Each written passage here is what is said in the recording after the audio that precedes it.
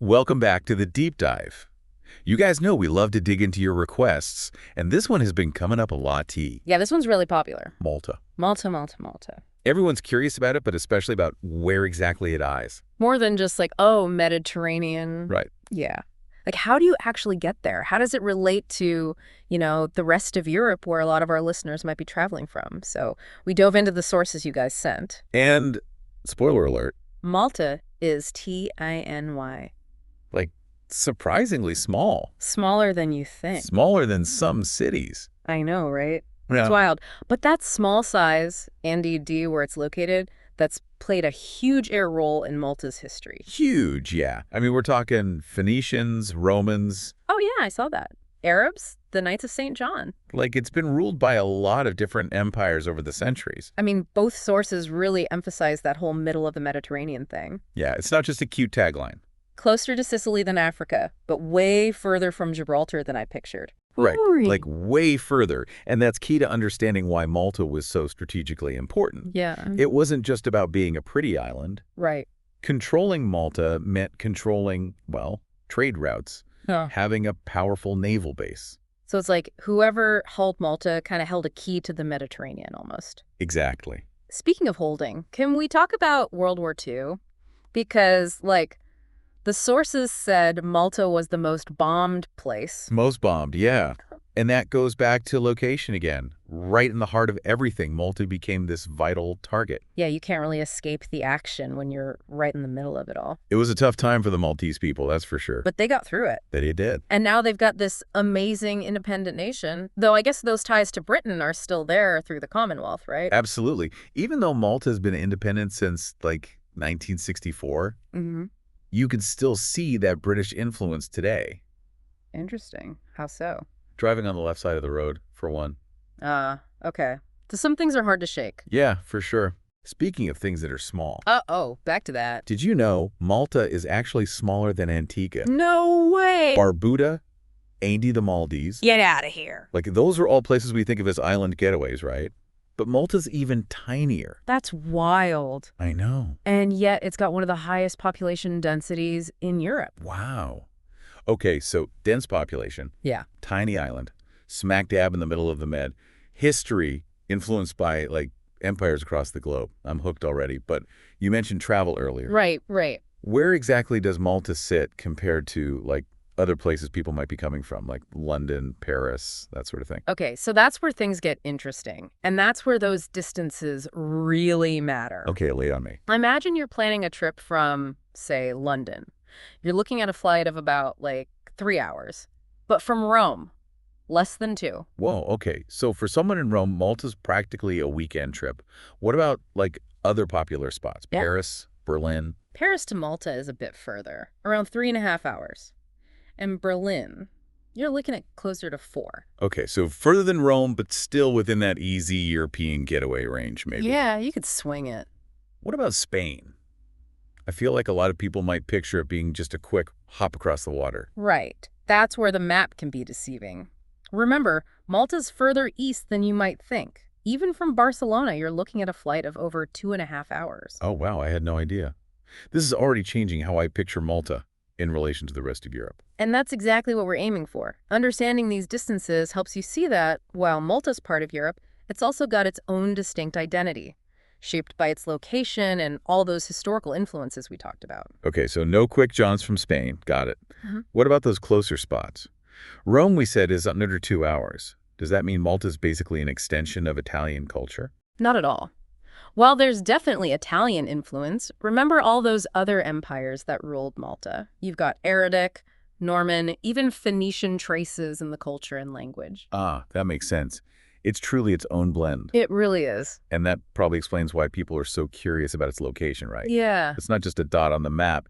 It's a clue to this whole complex history. Exactly. And knowing those travel times helps us understand how Malta developed, not just in isolation, but in constant contact with diverse cultures. It's a crossroads, but it's also its own unique destination. All right. So we've established that Malta is surprisingly far from some places and surprisingly close to others. But what does all that mean for the island, today? That's where things get really fascinating. We've touched on history and culture, but next, let's explore how Malta's unique location impacts its role in the modern world. Okay, I am totally on board. Malta's location, it makes it relevant to some pretty big global issues. Oh, yeah. Like a... Even beyond tourism. Okay. Think about migration, for example. Okay, yeah. Situated between Europe and North Africa. Yeah. Malta's often on the front lines of that whole complex situation. So it's not just a sunny vacation spot. Not just, no. It's dealing with real-world stuff because of where it sits. Exactly. Huh. And then there's energy.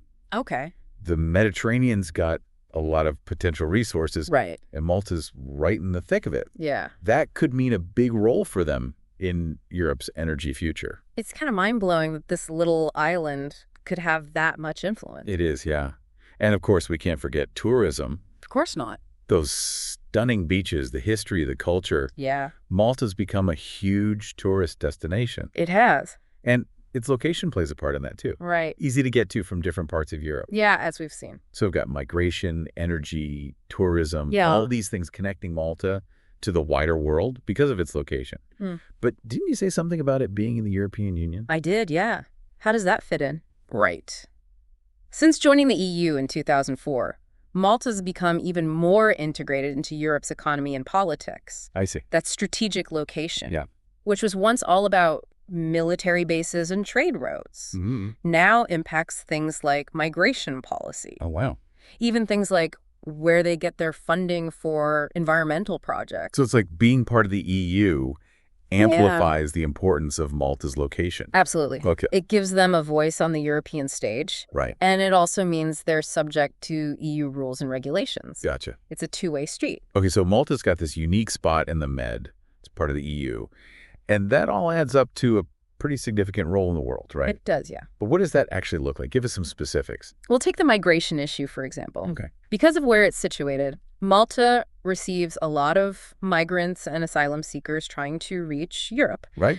And as an EU member, they have certain obligations to those people. It can put a strain on their resources, but it also gives them a chance to advocate for more humane policies at the European level. So it's a challenge, but also an opportunity to make a difference. Exactly. And then there's the energy side of things. Okay. Malta's been pushing for renewable energy sources like wind and solar. Cool. And their location makes them a potential hub for connecting energy grids across the Mediterranean. Wow. That could be huge for reducing Europe's reliance on fossil fuels. So they're not just along for the ride with the EU. They're actively shaping things because of their unique location. Right. They're leveraging their position to push for solutions that benefit both Malta and the wider European community.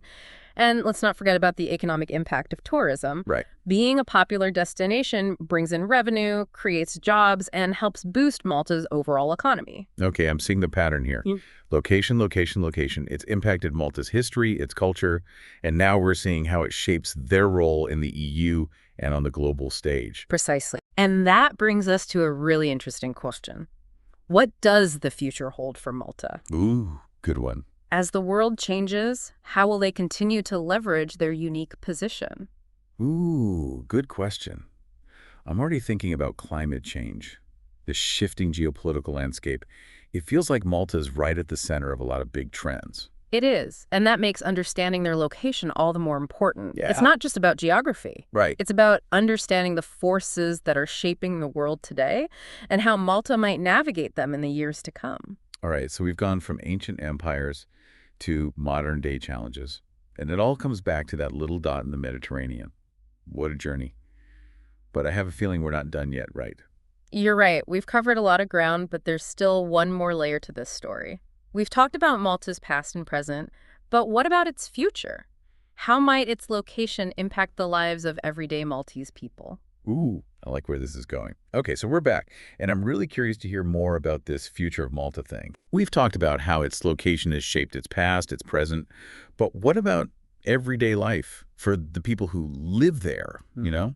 How does being on this little island in this specific spot affect them? That's a great question, and it brings us back to something we touched on earlier, population density. Right. Remember, Malta is one of the most densely populated countries in Europe, so space is at a premium. Yeah. We talked about it being smaller than some cities. I can only imagine that has a pretty big impact on how people live, work, even just relax, you know? Absolutely.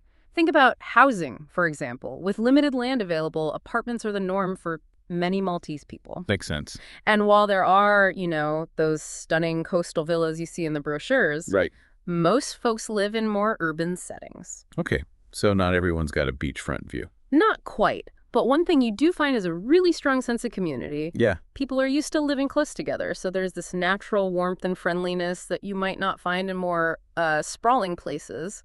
I can see that. I'm picturing like lively street markets, neighbors chatting over balconies. Exactly. And then there's transportation. Oh, yeah. How do people get around? Well, with everything relatively close together, public transport is a big part of life. Makes sense. Buses are the main way to get around, though there's also a ferry system that connects the islands. Cool. So I'm guessing less reliance on cars than you might see in other parts of Europe. Definitely. And that has some, environmental benefits, too. Right. Malta has been making a real effort to reduce its carbon footprint. Yeah. And its compact size, it actually makes that a bit easier. Huh. It's like they're this microcosm for like the challenges A&D, the opportunities facing the world. They're dealing with limited space, climate change, globalization, but they're also finding creative solutions. Right. And their location plays a role in that, too. So. Being a hub for trade and tourism means they're constantly exposed to new ideas and technologies. They're able to adapt and innovate, which is essential for any small nation in today's world. So living in Malta is kind of like living in this constantly evolving laboratory of ideas. Yeah, I think that's a great way to put it. It's got to be exciting. But I'm also thinking about the challenges. We talked about migration putting a strain on resources. Does that impact daily life for the Maltese people? It does. There can be tensions, especially when resources are stretched thin. Yeah. But it's also led to some amazing acts of compassion and solidarity.